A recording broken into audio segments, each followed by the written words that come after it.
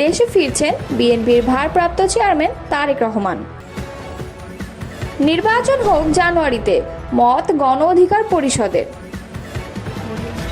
সমঝোতার ভিত্তিতে শরিকদের আসন ছাড়বে বিএনপি। আওয়ামী লীগকে ফেরাতে দেশে বিদেশে ষড়যন্ত্র চলছে, সফল হবে না, মন্তব্য আবু হানিফের। এতক্ষণ শুনছিলেন সংবাদ শিরোনাম, এবারে বিস্তারিত। বিএনপির ভারপ্রাপ্ত চেয়ারম্যান তারেক রহমান শিগগিরই দেশে ফিরছেন বলে জানিয়েছেন দলটির মহাসচিব মির্জা ফখরুল ইসলাম আলমগীর। মঙ্গলবার রাজধানীর গুলশানে বিএনপি চেয়ারপারসনের রাজনৈতিক কার্যালয়ে সাংবাদিকদের সঙ্গে আলাপকালে তিনি এ তথ্য জানান। মির্জা ফখরুল বলেন, তারেক রহমান নিশ্চয়ই দেশে ফিরবেন, অবশ্যই দেশে ফিরবেন, শিগগিরই ফিরবেন। তবে সুনির্দিষ্ট দিনক্ষণে তথ্য জানাননি তিনি। এ সময় লন্ডনে প্রধান উপদেষ্টা অধ্যাপক মোহাম্মদ ইউনূসের সঙ্গে বিএনপির ভারপ্রাপ্ত চেয়ারম্যান তারেক রহমানের বৈঠকের দিনক্ষণও জানান তিনি। এ সময় এপ্রিলে নির্বাচন নিয়ে বিএনপির অবস্থান কী হবে এ বিষয়ে গণমাধ্যমের পক্ষ থেকে জানতে চাওয়া হয় বিএনপি মহাসচিব মির্জা ফখরুল ইসলাম আলমগীরের কাছে। প্রশ্নের জবাবে মির্জা ফখরুল বলেন, দেখুন, এই বিষয়ে আমরা দলগত কোনো সিদ্ধান্ত নেইনি।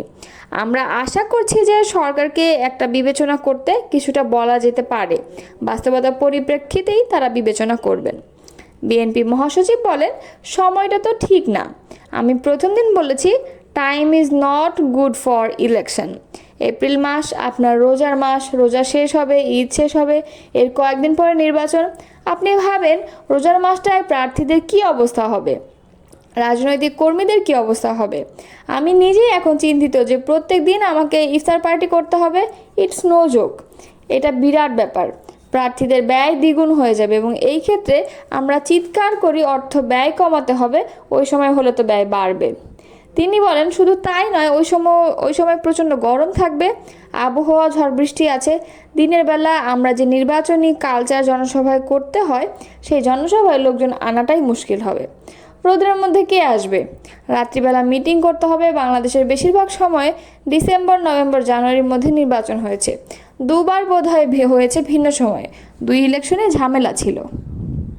ত্রয়োদশ জাতীয় সংসদ নির্বাচনী আগামী 2026 সালের এপ্রিলের প্রথমার্ধে যে কোনো দিন ঘোষণা করেছেন অন্তর্বর্তী সরকার।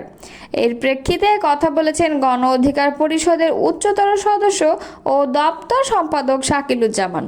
তিনি বলেন, সরকার যে সময়টির কথা বলেছে বা জানিয়েছে সেটি প্রাকৃতিক দুর্যোগ, গরম, পাবলিক পরীক্ষার সময়। এই সময় জাতীয় নির্বাচনের কোনো পরিবেশ নেই। তাই আগামী ত্রয়োদশ জাতীয় নির্বাচন অনুযায়ী জানুয়ারি বা ফেব্রুয়ারিতে উপযুক্ত সময়। মঙ্গলবার বিকাল 5টায় টাঙ্গাইলের ভুইয়াপুর গ্রামে এবং পৌর শহরের বাসস্ট্যান্ড এলাকায় গণ অধিকার পরিষদের 21 দফা ঘোষণাপত্রের লিফলেট বিতরণকালে তিনি এসব কথা জানিয়েছেন। শাকিলুজ্জামান বলেন, কোটা সংস্কার আন্দোলনের মূল নায়ক গণ অধিকার পরিষদের ভিপি নূর। সে সময় আমরা স্বৈরাচার শেখ হাসিনার বিরুদ্ধে কথা বলায় আমাদের তথা তার মতের বিরোধী দলের নেতাকর্মীরা গুম, খুন, নির্যাতন ও জেল জুলুমের শিকার হয়েছেন। আর সেই স্বৈরাচার দেশ ছেড়ে পালিয়েছেন। শেখ হাসিনা পালালেও তার দোসররা দেশে বসে নানা ষড়যন্ত্রে লিপ্ত হয়েছেন। খুনি হাসিনার দ্রুত বিচার কার্যক্রম সম্পন্নের দাবি করছি। তিনি আরও বলেন, স্বৈরাচার পতনের দীর্ঘ কয়েক মাস পার হলেও দেশে মব বন্ধ হয়নি। সিএনজি, বাস, ট্রাক স্ট্যান্ড ইত্যাদি স্থানে চাঁদাবাজি, দখলবাজি বেড়ে গেছে। এসব রোধে আইন শৃঙ্খলা বাহিনী তৎপরতা বাড়ানো দরকার। ভুইয়াপুর ইতোমধ্যে বেশ কয়েকজন সাংবাদিকদের বিরুদ্ধে মিথ্যা মামলা দেওয়া হয়েছে, নিন্দা জানাচ্ছি। এছাড়া বর্ষা মৌসুম আসছে, তাই অবৈধভাবে ফসলি জমি থেকে বালু উত্তোলন বন্ধে প্রশাসনের প্রতি আহ্বান জানাচ্ছি।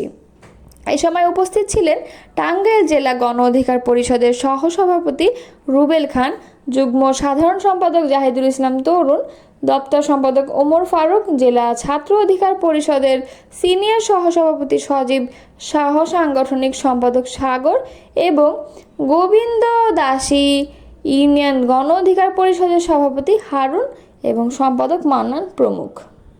শরিকদের কিছু কিছু আসন বিএনপি ছেড়ে দেবে এমন প্রশ্নের জবাবে বিএনপি মহাসচিব মির্জা ফখরুল ইসলাম আলমগীর বলেন, এটা সংসদীয় রাজনীতিতে খুবই স্বাভাবিক, এটা ন্যাচারাল, এটা হওয়া উচিত। আমরা আগে থেকে কমিটেড, আমরা নির্বাচনের পর একটা জাতীয় সরকার করব। মঙ্গলবার রাজধানীর গুলশানে এক সংবাদ সম্মেলনে সাংবাদিকদের প্রশ্নের জবাবে এসব কথা বলেন তিনি।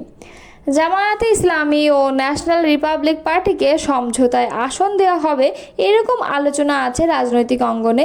এই বিষয়ে প্রশ্ন করা হলে বিএনপি মহাসচিব বলেন, এগুলো বিষয়ে আমার কোনো ধারণা নেই। আলোচনা থাকতে পারে, এই ধরনের কোনো আলোচনা হয়েছে বলে সেক্রেটারি জেনারেল হিসেবে আমার জানা নেই। এটা পরের ব্যাপার, যদি আলোচনা হয় তবে হবে কিছু, সেটা ডিফারেন্ট প্রশ্ন। রাজনীতিতে, পার্লামেন্টারি ডেমোক্রেসিতে শেষ কথা বলতে কিছু নাই। চরম বিরোধী দল তার সঙ্গেও অ্যালায়েন্স হয়ে যায়।